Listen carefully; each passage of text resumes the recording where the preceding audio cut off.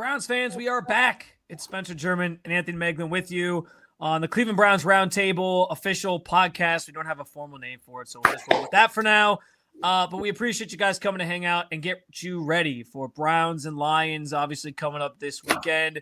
As the Browns look to put together their first win streak of the season, if that's even possible, we'll see.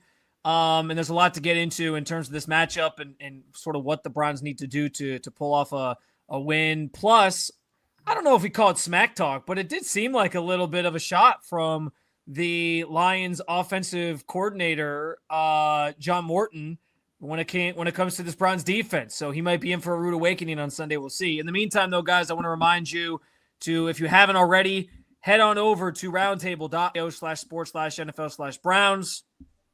At that website, you can join the community, be part of the conversation every single week. During the game, whatever. Megs is very active on the community with the community posts, but we also have a ton of other written content up there, stories from the week of practice and from the locker room and all those different things. So we look forward to seeing you engage with us, but you can also engage with us right here at the Cleveland Browns Roundtable YouTube channel, where we have podcasts like this, press conferences, and much, much more. We appreciate your guys' support and viewership. So I want to start this conversation, Megs, with what I think is the light at the end of the tunnel, perhaps, for this Browns offense.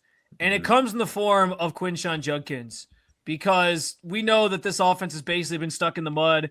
It took a Herculean effort from the defense, basically gifting them a touchdown with the interception that they took back to the 4-yard line, which you'd argue was a gift from Jordan Love, because the argument all week was if the Packers just run the ball and then punt, they probably win that game because the Browns offense couldn't move the football. And people were probably right about that, but they got gifted a touchdown. They're able to punch it in. They come away with the win in the most miraculous fashion you could ever imagine. And it sets the stage now for a matchup with the Lions that we know they are an offensive juggernaut in their own right. But as bad as the offense has been, the one saving grace from this the recent sort of two games that this team has played is the fact that the run game has shown some signs of life, particularly with Quinshon Judkins, who's obviously back in the fold now and a lot more involved in how the offense is working and what they're trying to do offensively. I had these stats earlier that I was talking about, and this is via True Media from the Locked On Browns podcast, but the Browns are 29th in the NFL in yards before contact per rush. The running backs for the Browns are averaging 0.57 yards before contact per rush. They're 6th in yards after contact per rush at a clip of 3.43. And specific to Quinshon Judkins, he is leading the league in just basically like a game and a half that he's played with 5.14 yards after contact per rush. So he has been brilliant in terms of making things happen on his own. Guys are grabbing at him, hitting him, whatever. He's adding yards onto it. He's making something out of nothing in some instances. I think it's a testament to that this offensive line's obviously been inconsistent in opening up holes, but it's also a testament to Quinshon's brilliance and how important he is to this offense. They need him to sort of be the thing that unlocks this offense and kicks it into another gear.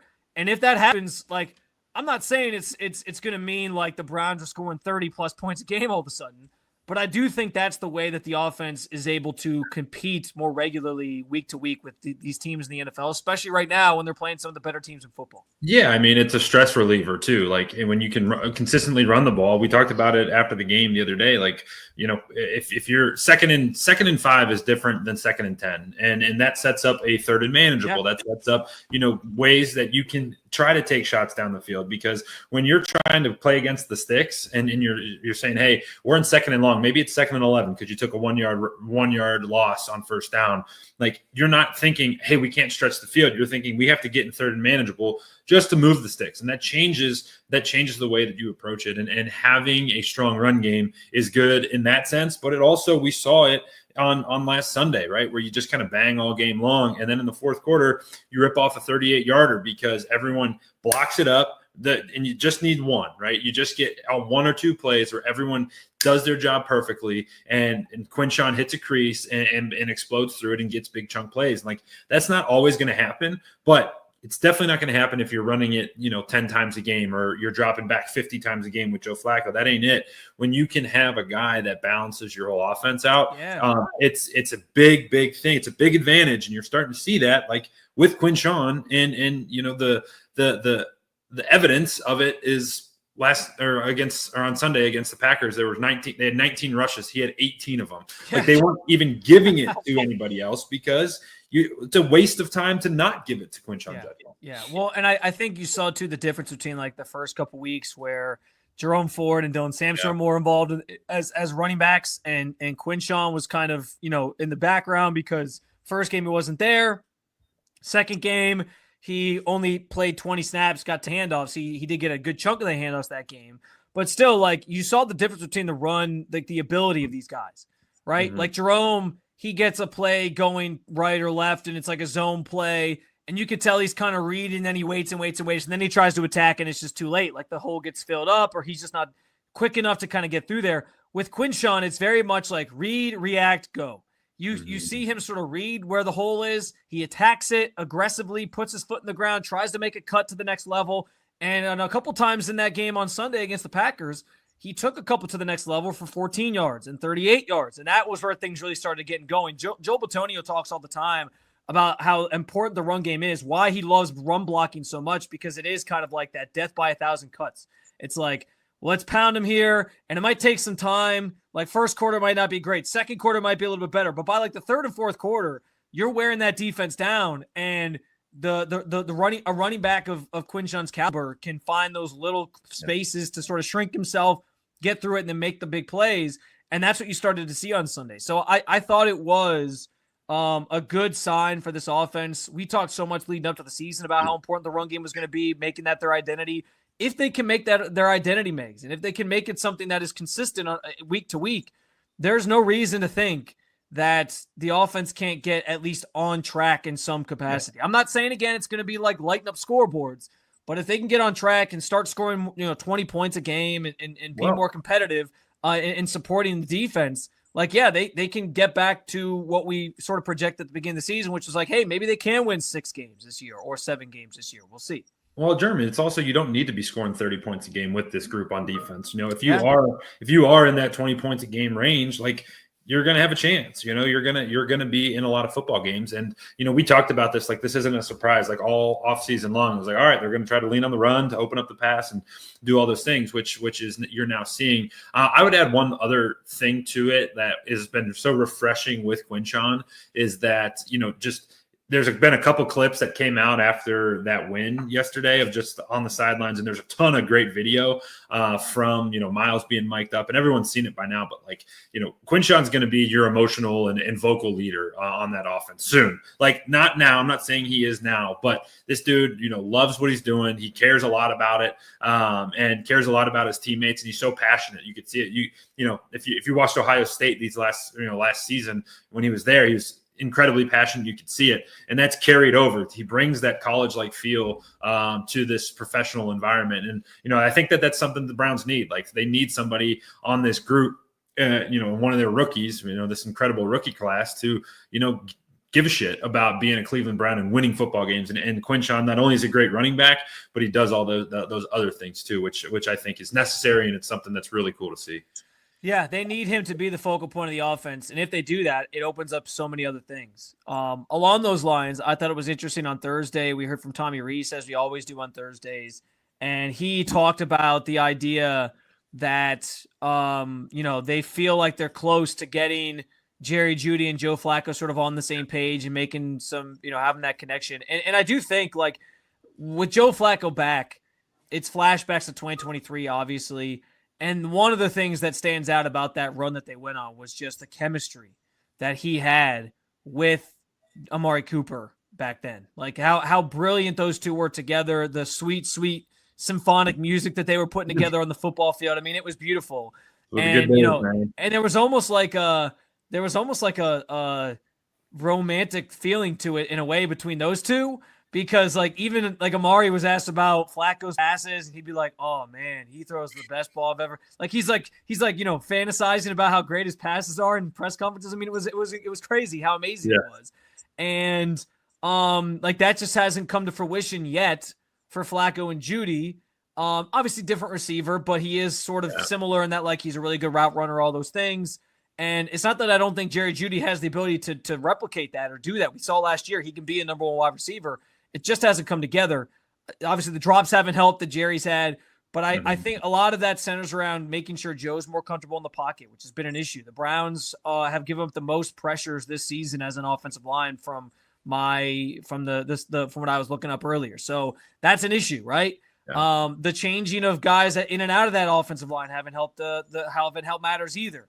So it starts with that, but there's definitely, I think if the run game gets going as well, then the pass game can sort of become more consistent as well, because the run game's a threat and you can do more play action stuff and you can take more shots downfield and all those different things. And so there's sort of this symbiotic relationship between the two. But I do think for this offense to get into that next gear too, they need Flacco and Jeudy to get on the same page, because he's the one receiver that he knows, or he should be able to trust at this point. And I get it. Like, the tight ends have been awesome. Harold Fannon's been great, but there's only so much you can do with your best like weapon being, or your best option on offense being in the passing game, a tight end, right? So they have to be able to expound on that, and having a receiver like Jeudy, be able to get on the same page of Flacco is key to this offense as well. It's super key, and there's a lot of elements to it, but I think that, Joe isn't playing good at all. Like, I think that's very obvious. I think he was solid-ish, question mark against Cincinnati. And like, that's a defense that's bad. I think he was actually really good against Cincinnati, and I think he got screwed by drops, the passes, the two crazy interceptions off hands of Jeudy and Tillman. Like, how many times do you see those types of interceptions in a game? So I mean, that's his best game to date. That's his best game to date. Yeah, I take that. I take that back, because you lose 4 points, on just kicks. And then, those 2 drives, let's say one of them ends in points. You're looking at, maybe 24 points. You're looking at maybe 28 points or 27 points. And that's a solid day. The Browns, if they live in that 24 to 28 point range, they're going to win football games. So you feel good about that. I think what you can't lose sight of, I think you can be critical and realistic at the same time. Like, the critical in the thing is he's not playing good football, and he's not seeing it well, and he's not comfortable. I would say the other side of that is 2 good defenses back to back. Kind of. Well, maybe not. The Ravens have struggled, right? The Ravens have been giving up a ton of points to good offenses, but the Packers have a really good defense. And so if you factor those in, you're like, okay, that gives him some grace and the benefit of the doubt. But you have to turn it around. And it's with Jeudy. It's no excuse anymore to, like, they need to get going. Like, you need to get it going. We're in week 5 now, or week 4, and it's got to start happening. But that's the same conversation with Isaiah Bond. That's the same conversation. Cedric Tillman's been good, but he can continue to get better. It's also the same conversation with David Njoku. Like, Njoku had his best career stretch with Joe Flacco in 2023. Like, talk about the romanticism between Flacco and Amari Cooper. Like, when Njoku had 300-yard games with Flacco in 2023, and like they're riding around in David's slingshot in the offseason. The boys are buzzing, right? And like, where is that? Like, that's got to come. And like, if the Browns want to be competitive, which I think that they do, and I think that they can be, Joe's got to, like, let's go, dude. Like, everyone loves you, but like, come on, we got to start seeing you throw the ball down the field, be more accurate and be more decisive. Be that guy who looks like an 18-year vet, and not the guy who's like check down Charlie and scared to throw it down the field, because that's not him. And if you're going to do that, like, you just can't do that consistently. Yeah, they need him to be more consistent, obviously. Him being a statue in the pocket hasn't helped. There's a lot of issues there. The offensive line hasn't helped, obviously. Hopefully they're getting Jack Conklin back this week. I know everybody practiced on Thursday. So that includes Jack Conklin. That includes Mike Hall, who has yet to make his debut so far this season. Obviously, he's been dealing with the dude. Add Mike Hall to that defense. Holy cow, man! Yeah, I mean, that's the thing. We haven't seen him added into that defensive line. It's like another guy that you can sort of deploy. I'm glad you actually mentioned that specifically, because I did want to go here next. There was a quote on Thursday that I found interesting. from Lions offensive coordinator John Morton, who basically, we're not going to say it's smack talk, but he was just sort of expressing confidence in the Lions run game, which rightfully so. That run game is a 1-2 punch like no other team has with Gibbs and Montgomery.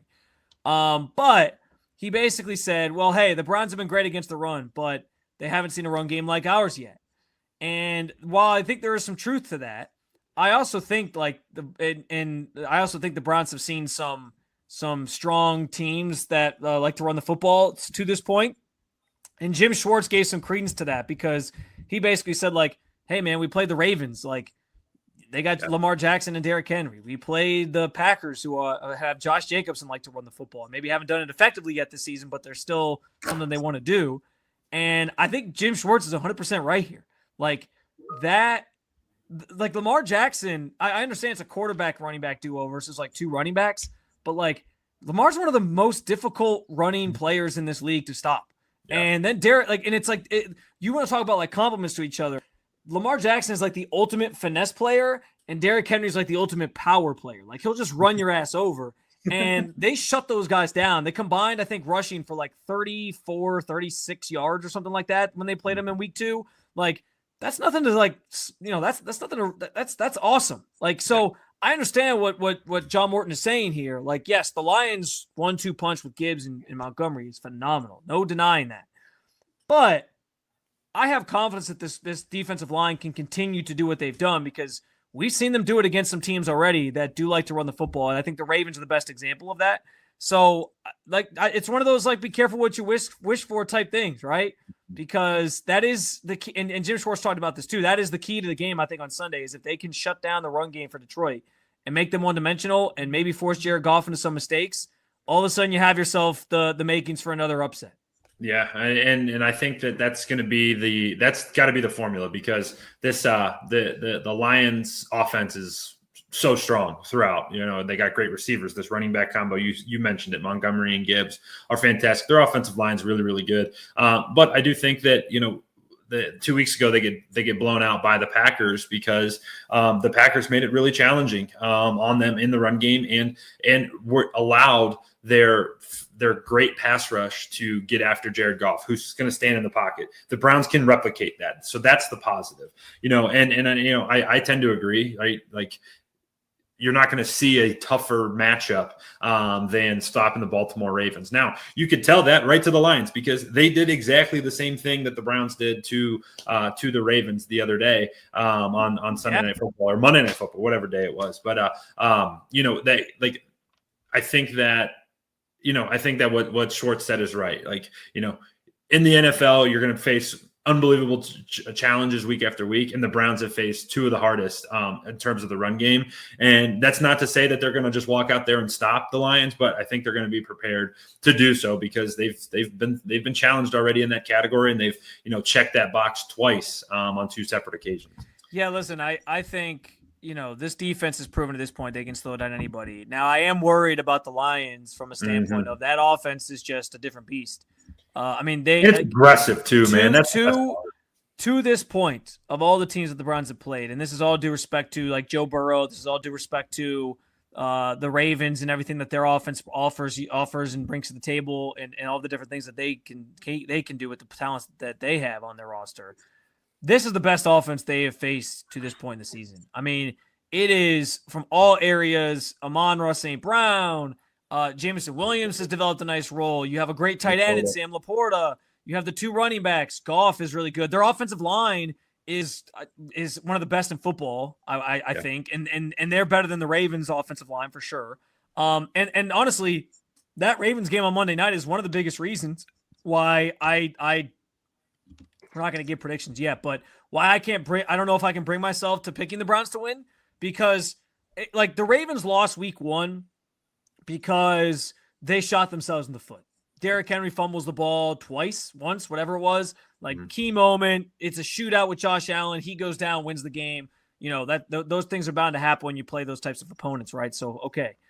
But that loss on Monday, that was one of the first times in a while that we've just seen the Ravens gotten beaten down. They had no answers. The Detroit just kept scoring and they couldn't keep up. and because their defense started making plays and like shutting down their offense. So I that was the thing where I was like, if the Browns could only contain the Ravens offense for so long, I just wonder if it's going to be the same thing with Detroit, because this Detroit offense just has so many ways they can attack you. Like you said, they're super aggressive. I mean, the biggest thing is like you can't commit the turnovers you did in that Ravens game. Mm-hmm. If you play clean football, fine, but it's a lot to ask of your team every single week to play perfectly clean. Like the Browns have to be basically perfect every single week in order to have a chance to beat a team like Detroit, and I just don't know if that's going to happen. I would say it's a taller task to ask your defense to, the only way to win or to put yourself in position to win is give up 17 or less points. Because that's just not in today's NFL. It's just not the thing. And I think it was really interesting. I've listened to Greg Olson a lot over the past couple of days talking about, he was on the Rams-Eagles game this week, and he's like, in today's NFL, the Rams kicked 6 field goals in that game. They attempted 6 field goals. He goes, you do that in today's NFL, you're going to get beat because, it's a touchdown league. And the Browns are, another good example of maybe not so much at the caliber that the Rams or the Eagles are or whatever, but in a game like Sunday, not only are you going to have to require your defense to play great football, to hold the Lions to, less than 20 points, which is a tall task to begin with.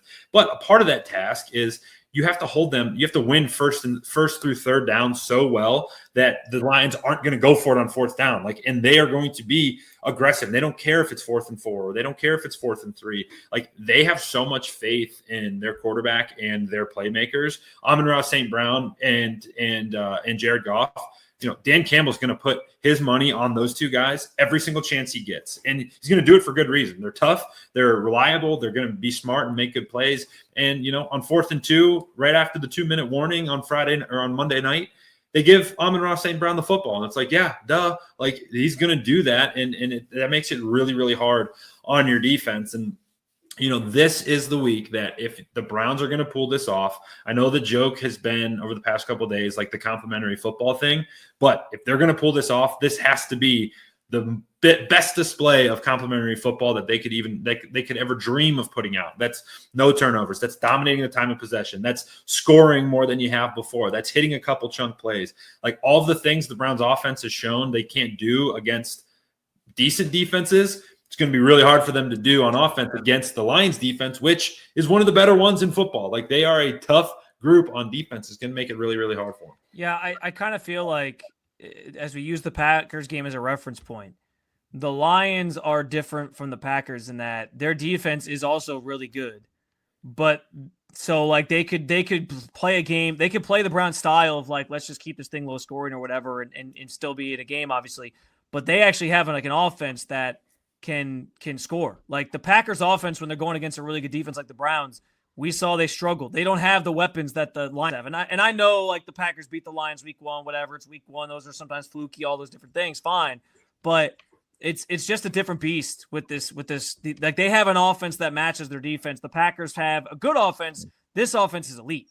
And I think that's the biggest difference, what you referenced there. It's going to be tough to stop them for 4 quarters and keep it, like you said, within 17 points or so, if that's what it's going to take to beat them if you're the Browns offense. And I'm just kind of looking at the DNA of this Packers win over the Lions in week 1. So the Packers win 27-13. And statistically, and right, the box score doesn't tell the story, but when the Packers had the football, Jordan Love was efficient, right? That was the big thing. He was 16 for 22 for 188 yards and 2 touchdowns. Okay. And then Josh Jacobs led the way, 19 carries for 66 yards and a touch. But those numbers don't blow you out of the water, but what they are is no turnovers. And 3.5 yards a carry in the NFL is solid. That's going to do you well because let's just simple math right there. That's first and second down, 3.5 yards. You're looking at 3rd and 3. Okay, so you're moving the football. Doing it very efficiently, but most importantly, no turnovers. And then what I think that allows you to do is allows your defense to get after the quarterback. So if the Browns can make this the DNA of their game on Sunday, I think they're going to have a chance because Jared Goff dropped back 40 times, right? And if he's doing that, that's advantage Browns because on the ground, David Montgomery and Jahmyr Gibbs combined 20 carries for 46 yards. So or for 44 yards. So if you're able to shrink that game and kill the run game, you're going to have a chance. Maybe that's what it is. Like, don't turn it over and kill their run game. That's how you stick in this football game. And to do so, that's a lot that has to happen, but that would be the formula. We already talked about a lot on the offensive side, what they have to do. They have to play nearly perfect. They're going to have to probably score more than like 17 points to win. They need the run game to get going. They hopefully can open some things up this week. We'll see.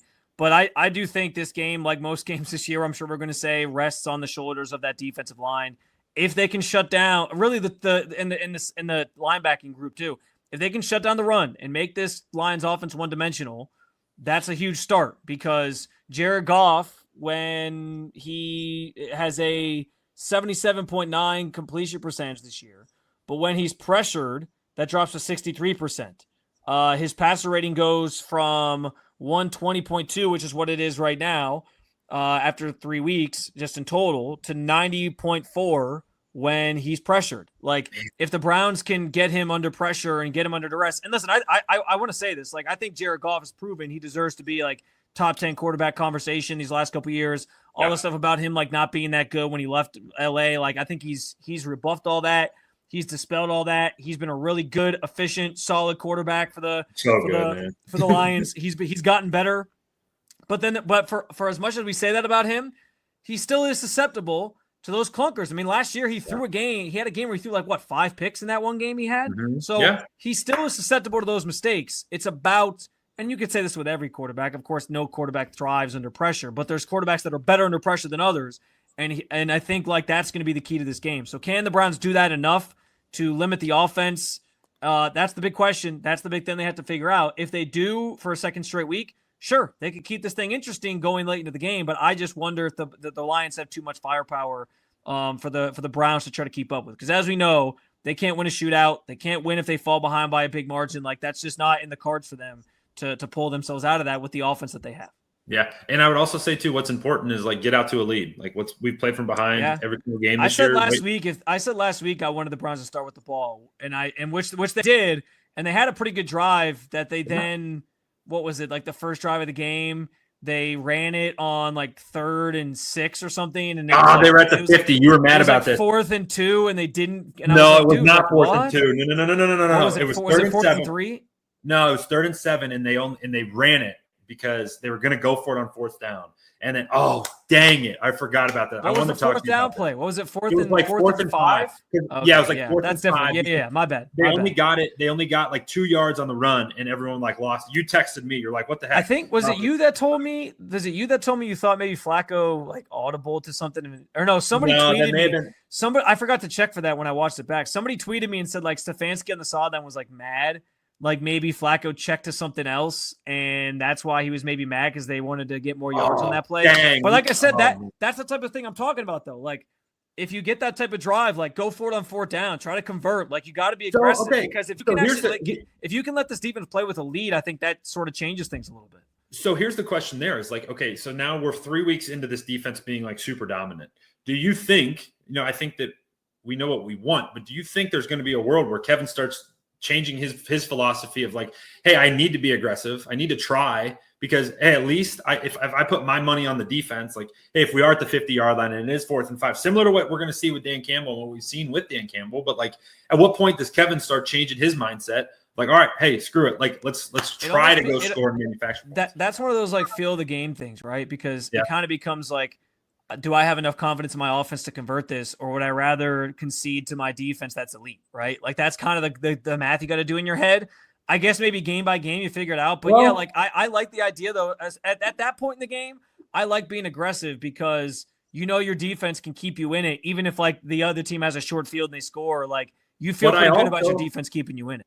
But the flip side there is I don't know. I'm going back and forth in my head, because the flip side is you have an all-pro punter who you have faith in to pin teams deep, and it's half Corey Bojorquez, team MVP. Dude, but it's half joke, half not. It goes Corey Bojorquez, Myles Garrett. Yes, but serious. If you punt it away, and let's say you pin a team inside the 10 or 15, oh yeah, That, do you know what happens there? Yeah. A quarterback makes a quick decision. That's a wrong decision. And Grant Delpit picks it off and takes it inside the 10-yard line. Like, that's the stuff that happens when you're backed up. I don't know, man. I do think, as we talk about it right now, I think Kevin will always err on the side of conservative in those situations. He tends to. And it's like, all right, hey, if I have the ball, Dan Campbell, line, but yeah, it's two different. That's you know what? That's another thing we have to think about in this matchup, though, too, is the idea that the Lions go for it on fourth down so much. It's another down that defense is out on the field. Like, it's another. That's kind of what the point. Like, if they get in some of those situations, like, the defense is going to have to be ready. Like, they're not just getting off the field on third down in this game. Like, it's not like really demoralizing too, because like if you play good on first through third down and you set up a fourth and 3, not 31 out of the 30 out of the 32 teams are punting that away. The Ram or the Lions aren't, and that's demoralizing for a defense. It can be. I don't know. It's interesting because Dan Campbell, if you put in a vacuum, you put the ball at the 50-yard line and it's 4th and 5. Dan Campbell's going to go for it, and Kevin Stefanski's going to punt it. Both of them, you can agree with their ways. You can agree with their decision making because it's like, hey, I'm setting the defense up, in goal to go, way backed up, or. On Dan's side of things, you are, you're putting your trust in Jared Goff and Amon-Ra St. Brown and those guys. So I don't know. It's going to be interesting. Two totally different guys on two totally opposite sides. Philosophically, they are somewhat different in that way. Now, Kevin does go for it sometimes at fourth down. He is aggressive at times, but like Dan Campbell, he throws caution to the wind. He doesn't care. He's basically he's like the scene in the Major League where they're talking about marbles. That's him. He got some real big marbles on. But you know what's funny? Germ? This comes from Pardon My Take. So like, this isn't a thought that I have or an original thought, but like, Dan Campbell, everyone looks at him as like meathead, like bang his head against the wall. Oh, like, no, I don't view him as that anymore. Very all of his decisions are very strategic, and they're all back to number. Sure. I've been off that train for a while. I think when he first came in, he's talking about biting kneecaps. It was easy to frame him that way.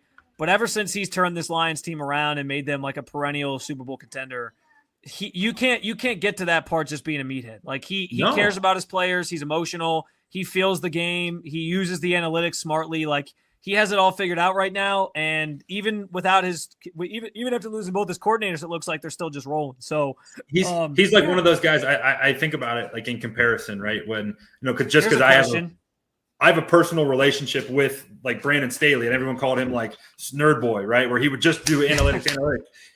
Dan Campbell does the same thing. He's just big and strong and played in the NFL. And it's like he's the most analytically driven coach there is on the planet. Yeah. What he's just big and strong. And if you said something to him, he would punch you in the face and be happy about it, right? Like, here's a question. Here's a question that we can leave and let the world burn on. Oh, baby. If you had the option right now to keep Kevin Stefanski as your coach or trade him for Dan Campbell to be your coach, who would you take? Kevin. Anthony. Next. Not even hesitating. I might take Dan Campbell. I'm gonna let the world burn by saying I might take Dan Campbell. I don't even know if that's a hot take because I think a lot of fans right now would probably take Dan Campbell over Kevin. And that's no offense to Kevin because I think Kevin's a great coach, but the results. The Lions have been fantastic. Now, different personnel and all that, but yeah. Yeah, Dan Campbell's awesome. I do think that he is, and it's awesome for Detroit because I think, we both Cleveland and Detroit, I think, can feel like they're looking in a mirror or used to be able to think they're looking in the mirror at each other. And, Dan Campbell was, he comes in and changes the whole culture. And, they trade for Jared Goff. They trade Stafford for Goff. And it's like, all right, here we go. And they've done it, and they've done so super successfully. So it's fun to watch them. It has been. All right, well, guys, we appreciate you hopping in with us. If you want to answer the question we asked at the end of the show, hit us up on Twitter at 80megs_10 at Spencito_. Let us know if you take Dan Campbell over Kevin Stefanski. That's a fun little side topic that we can have. It's Detroit Hate Week. We can't get out of here with Detroit Hate Week not being mentioned. Let's go Guards, sweep the boys, and then the Browns need to finish it out. Well, my thought is that maybe the Browns have to lose on Sunday so that the Guardians, in order for the Guardians to run, the Browns have to die again. Have to die like for the millionth time. Yeah, like they have to lose. By the way, like I think somebody put this out there. The Browns haven't won like against Detroit. Is it in Detroit or against Detroit? It was Rizzo or Grossi's tweet? I think it was Grossi, yeah. He's like, I've covered this team for 40 years. I haven't seen a Super Bowl or a win in Detroit. So it was in Detroit then? I think so. Hold on, I'm pulling I don't know.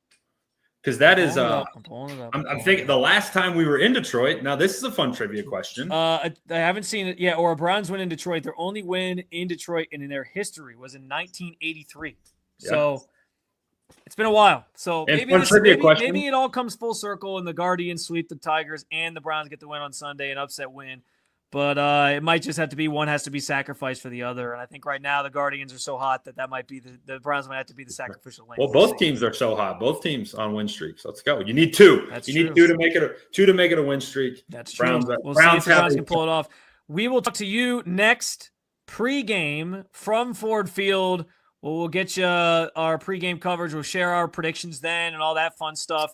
But we also will post our predictions. We do a written version of them over, of course, at our new home, roundtable.io/sports/NFL/Browns. Still waiting for that to be shortened, Megs. I'm holding your feet to the fire on this. So I know you are. It's supposed to be coming at some point. Don't shoot the messenger, dude. Don't shoot the messenger. So, but in the meantime, find our written content over there. We got some stories from throughout the week. And of course, like I said, our predictions will go up Saturday morning, but leading into kickoff on Sunday. Appreciate you guys stopping by and subscribing to the channel if you haven't done so already. We will talk to you again on Sunday, but in the meantime, enjoy the rest of your week. Go Guardians, go Guards, as Meg said, and go USA. Hey, USA, go USA. Ryder Cup week. That was out of oh yeah, that's right. I was gonna say that came out of nowhere, but yeah. No, but anyway, appreciate you guys, and we'll talk to you soon.